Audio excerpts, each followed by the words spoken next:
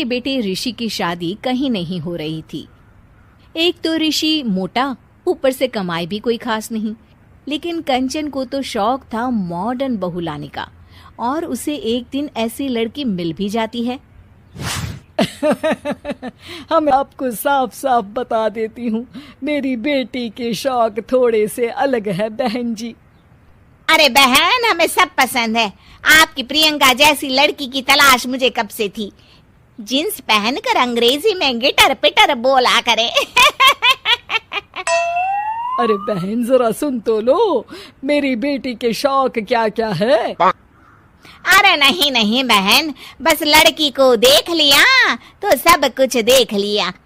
आप ना शादी की तैयारी करो, और वो जरा सामान की लिस्ट भी दी है ना मैंने। हाँ बहन जी, सारा सामान शादी से एक दिन पहले ही आपके दरवाजे आ जाएगा। मजा आ गया, मजा आ गया। अब तो बस आप शादी की तैयारी करो। प्रियंका के माता पिता के जाने के बाद कंचन का पति उससे कहता है, अरे भाग्यवान, तुम तो कुछ ज्यादा ही जल्दी दिखा रही थी शादी की। अरे बोलने तो देती, लड़की की माँ क्या बोलना चाह रही थी। अरे आप चुप रहिए जी, कुछ पता भी है आपको, बस मुफ्त में बोले जा रहे हैं। मेरी दोस्त शशि की बहू देखी, लंबी पतली और पढ़ी लिखी, हजारों में कमाई और संस्कारी भी। अरे पर जब वो मेरी बहू देखेगी तो जल भुन जाएगी। लेकिन तुम तो शादी ऋषि के लिए कर रही हो ना, या शशि के लिए? तुम्हारा लड़का कुछ कमाता भी नहीं है और शरीर भी भगवान की दुआ से फूलता ही जा रहा है। फिर बोले आप हैं? फिर बोले आप? मैंने कहा से पहनकर अंग्रेजी झाड़ने वाली बहू किस्मत वालों को ही मिलती है। चुप रहिए आप। पति के लाख कहने पर भी कंचन ऋषि की शादी प्रियंका से करवा देती है। लेकिन प्रियंका जैसे ही घर में आती है, वैसे ही जोर जोर से चिल्लाकर नाचने लगती है। आज मेरे यार की शादी है, आज मेरे यार की शादी है। अरे नाचो मां नाचो। आज मेरे यार की शादी है। कंचन, उसका पति और ऋषि ये देखकर हैरान रह जाते हैं। लग रहा है बहू को शादी की बड़ी खुशी है। हाँ हाँ, बहू क्यों नहीं, हम भी नाचेंगे। अरे नाचो नाचो जी, मुंह क्या देख रहे हो, चलो चलो नाचो, बहू कह रही है। कंचन ये कहकर प्रियंका के साथ नाचने लगती है। ऋषि और उसके पिता वहां से चले जाते हैं। अगले दिन कंचन अपनी सहेलियों को प्रियंका से मिलवाने के लिए घर बुलाती है, जहाँ शशि भी आती है।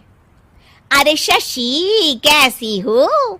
मैं ना तुम्हें प्रियंका से मिलवाती हूँ। अरे सच में बहुत ही एडवांस सोच की लड़की है, कितने मॉडर्न ख्यालात है उसके, पता है तुम्हें? अरे हाँ कंचन, जरूर, बच्चों की शादी अच्छी ही होनी चाहिए। और वैसे भी तुझे तो शुरू से ही ऊंचे ख्याल की बहू चाहिए थी। तभी कंचन की सहेली कहती है, अरे कंचन बुलाओ ना प्रियंका को, हम भी मिल ले। अरे बहू प्रियंका, जरा बाहर तो आना। कई बार आवाज देने के बाद भी प्रियंका बाहर नहीं आती है, तो कंचन को बुरा लग जाता है। वो उसे लेकर बाहर आती है, लेकिन ये क्या, प्रियंका लड़खड़ाती हुई बाहर आती है और उसके हाथ में शराब की बोतल होती है। हालांकि शराब पीना स्वास्थ्य के लिए हानिकारक होता है और ये हमारी किडनी के लिए बहुत ही खतरनाक है, लेकिन कंचन की बहू प्रियंका पूरे नशे में होती है। अरे इतने सारे लोग। ये कहकर वो शशि के पास जाती है। आंटी जी, पत्ते खेलेंगी, पत्ते। अरे दूर हो, दूर हो, तुम्हारे मुंह से तो शराब की बदबू आ रही है। अरे कंचन, माना तुम्हें मॉडर्न बहू चाहिए, लेकिन आधुनिकता का मतलब ये तो नहीं ना।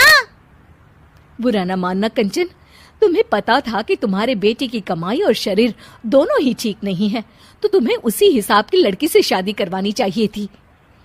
ऐसा कहकर सभी औरतें वहां से चली जाती है। तभी प्रियंका की माँ कंचन के घर आती है। अरे बहन जी, बड़ी चालाक निकली आप तो। बिना बताए अपनी पियक्कड़ बेटी मेरे लायक बेटे के गले में बांध दी। आय हाय, बड़ी आए बिना बताए। उस दिन जब मैं ये बात बता रही थी तो तुम तो सुनने को भी तैयार नहीं थी। अब भुगतो तुम। ये कहकर वो वहां से वापस चली जाती है। सबके जाने के बाद कंचन अपना सर पकड़ लेती है। हाय रे, आधुनिकता की अंधी दौड़ में मैं अपनी संस्कृति ही भूल बैठी थी। अब तो राम ही बचाए मुझे।